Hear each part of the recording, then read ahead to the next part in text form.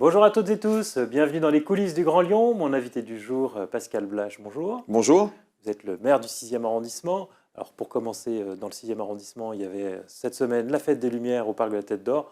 Encore un très gros succès populaire. Même dimanche soir, sous la pluie, 2 heures d'attente pour entrer. Mm. C'est presque trop. Il faudrait faire la fête des Lumières sur plus de jours. Je ne sais pas, dans tous les cas, c'est toujours un succès. Cette année, un énorme succès, malgré la météorologie qui n'était pas au rendez-vous. Le parc de la Tête d'Or, il y avait un système de sécurité pour pouvoir faire entrer et sortir les visiteurs. Effectivement, ça coinçait un petit peu. Du monde partout. On peut améliorer ça ou il faut alors, faire avec? je pense qu'on peut l'améliorer. Moi, je suis pas compétent pour ce domaine-là, mais je pense qu'on doit pouvoir l'améliorer. Sauf que pour l'améliorer, il faut du personnel humain pour pouvoir accompagner. Donc, c'est quand même un sujet un peu difficile. Bon, si on rentre dans les performances, de très belles performances quand même. Alors, dans le parc de la Tête d'Or, effectivement, beaucoup de nouvelles performances qui étaient un peu surprenantes. Beaucoup de visiteurs. Après, dans la ville de Lyon aussi, hein, Place Bellecour avec les Une fête des bulles. Lumières réussie par les écologistes alors? Ouais, je pense que c'est. Vous savez, moi, je suis assez réglo là-dedans. Je pense que c'est une belle fête des Lumières avec de nouvelles performances très, très fortes. Une petite déception, qui était le marqueur, puisqu'on avait généralement un laser à Fourrière qui éclairait toute la ville et qui annonçait la fête des Lumières. Donc certaines personnes, moi j'ai été contacté aussi en me disant qu'est-ce qui se passe? Est-ce que la fête des Lumières va avoir lieu ou pas? Il n'y a pas de lumière à Il se Fourrière. fera plus tard celui-là. Oui, pareil. Normalement, jeudi, il y a il y a un nouveau système qui va nous éclairer. C'était aussi une fête des Lumières marquée par l'hommage à Gérard Collomb, à l'Hôtel de Ville. Vous avez toujours été dans son opposition, mais au final, il vous manquera. Oui, il va nous manquer. Bon, d'abord, Gérard Collomb, c'est quand même le politique de la ville de Lyon qui aura fait le plus gros parcours, puisqu'il aura rempli toutes les fonctions. Il aura été maire, il aura été conseiller métropolitain, il aura été président de la métropole, il aura été ministre, enfin, il aura rempli. Édouard Herriot aura fait un petit peu plus. Je ne suis pas sûr qu'Édouard Herriot ait fait président de la métropole. C'est vrai. Vous voyez, voilà. Donc oui, c'était une personnalité forte qui va nous manquer parce que il savait faire aussi l'équation des réunions entre les différents groupes politiques. Il savait aussi avoir des attitudes fortes pour sa ville au-delà de la politique. Et je ne sais pas si on va retrouver ça aussi facilement. Et puisque vous parlez de ça, on avait quand même eu quand même une génération de gens qui sont décédés. Donc Gérard Collomb, François Turcat, qui était l'homme des PME lyonnaises et qui avait fait aussi beaucoup de choses.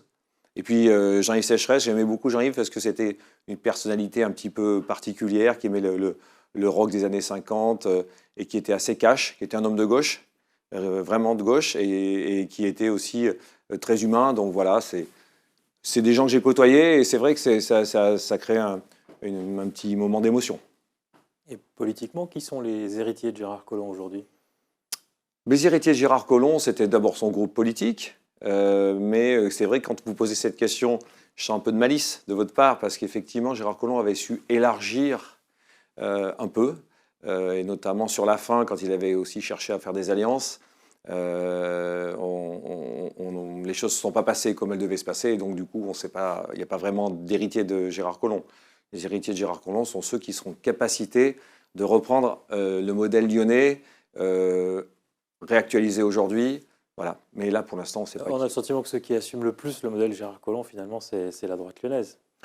Oui, alors la droite lyonnaise est assez ouverte, hein, elle est assez ouverte et a surtout envie que sa ville progresse et continue à progresser. Bon, voilà, on est à mi-mandat, donc c'est pas encore l'heure des calculs, même si peut-être que ça s'affûte un petit peu. On parle juste de politique. Vous aviez rejoint les Républicains. Oui. Vous y êtes toujours? Je suis toujours chez les Républicains, oui, oui. Donc on va voir ce qui va se passer maintenant dans les nouvelles options qui vont être prises et on choisira. Vous reprendrez votre carte en 2024 alors? Je vous le dirai. Je vous le dirai. Ah, c'est pas sûr. Je ne sais pas. Pour l'instant, on attend de savoir qui va travailler avec. Aujourd'hui, je suis chez les Républicains et pour l'instant, j'y suis bien. Revenons sur votre arrondissement. L'annonce ces dernières semaines, c'était chez Trémine de Lyon, la réouverture du musée Guimet pour au moins 3 expositions Mmh. dans les prochaines années. Mmh. C'est une nouvelle qui vous réjouit, cette réouverture provisoire, ou vous auriez préféré une autre solution? Alors, vous savez que je me suis pas mal investi, même en essayant de trouver des solutions avec la majorité de la mairie centrale, notamment avec Madame Perrin-Gilbert. Vous vouliez un partenariat public-privé avec construction de logements neufs pour financer la rénovation du lieu. Oui, en fait, ce qu'on voulait, c'était une destination pour ce lieu, qui est fermé depuis tellement longtemps.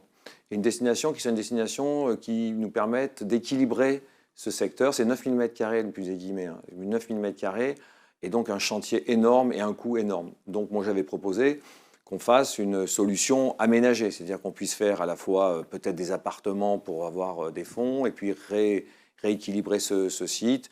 Au départ, il y a eu quelques intentions pour le faire, même on a fait des réunions à la mairie centrale, et à la fin, on s'est rendu compte qu'effectivement, il n'y avait pas vraiment de volonté dans ce sens-là. Bon, voilà, donc stop, ça s'arrête. Pour l'instant, il n'y a pas de solution, et on va repartir dans des expositions éphémères qui malheureusement coûtent assez cher, puisqu'il faut chaque fois sécuriser le site. Hein. C'est un site qui n'est pas sécurisé en tant que tel, il faut mettre du personnel humain. Voilà, donc on va repartir sur 3 expositions. À chaque fois, on parle de subventions de 150, 200, 300 000 euros pour une exposition, parce qu'il faut une cinquantaine de personnes pour garder les issues de secours, Voilà. en gros. Ouais, voilà, vous avez résumé le sujet, c'est qu'effectivement, pour ouvrir ce site, il faut le sécuriser. Pour le sécuriser, il faut du personnel humain pour sécuriser les salles et les parcours. Et donc, ça a un coût. C'est un coût d'heures journalières. Voilà. Donc, pour le moment, là, c'était resté un petit peu à l'arrêt. J'ai le sentiment qu'on cherche un petit peu de relancer le musée Guimet, mais bon, je trouve que c'est décevant. Sur le centre Pompidou qui va devoir fermer pour rénovation et qui va faire des expositions itinérantes. Le centre Pompidou, pour nous, c'était parfait. Nous, il nous fallait une destination, un lien avec l'histoire du musée Guimet et la ville, donc c'était assez facile à faire. Et puis de commencer petit à petit par tranche pour essayer d'améliorer et de le rendre ouvert. Voilà. Il n'est pas classé, il n'y a rien de classé dans le musée Guimet. Bon. Voilà, donc moi, provisoire avec le centre Pompidou, ça peut être une bonne première option. Oui, je pense que c'est une très bonne programmation. En plus, ce sont des collections qui sont de qualité. Et la chance d'avoir cette collection à Lyon, c'est plutôt un plus. Mais bon, il y a, vous savez, quand le voilier doit partir, s'il y a des vents contraires, ça va moins vite. Et donc là, on sent que tout le monde n'est pas sur la même ligne. Un dernier mot sur les voies lyonnaises. On sait votre opposition à leur passage dans le 6e, notamment sur le boulevard des Belges. Vous avez obtenu qu'elle soit repoussée. Oui, c'est une discussion avec la métropole et le président de la métropole aussi. Donc, dans la multiplication des voies lyonnaises et dans l'attente de véhicules à haut niveau de service. Donc, vous voyez qu'il viendrait se rajouter aux voies lyonnaises. Ça faisait beaucoup, je pense. Et donc, on s'est mis d'accord dans mon secteur, dans le 6e arrondissement. On s'est mis d'accord pour se dire, sur le boulevard des Belges, il y a très peu de vélos et il y a déjà des parcours. Il y a plus de vélos dans le parc de la Tête d'Or que sur cette voie. Et sur la rue du Ken aussi, qui est une voie qui est très déjà...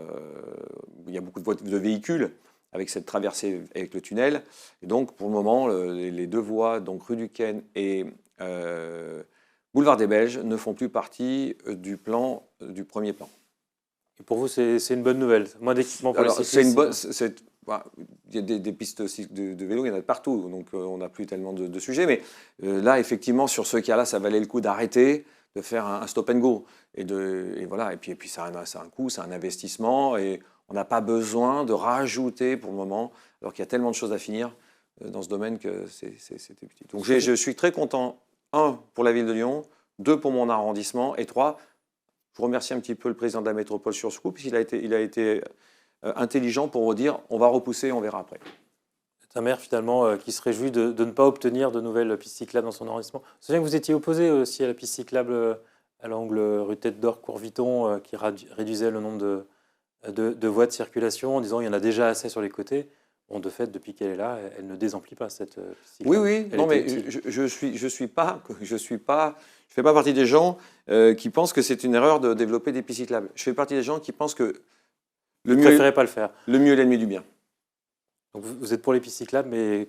Je suis pour les pistes cyclables, mais pour des pistes cyclables utiles. Et sur chaque projet, vous préférez vous opposer au final? Je préfère sur chaque projet qu'on discute de comment ça fonctionne. Pascal Blache, je vous remercie. Et puis moi, je vous dis à demain pour une nouvelle émission des coulisses du Grand Lyon.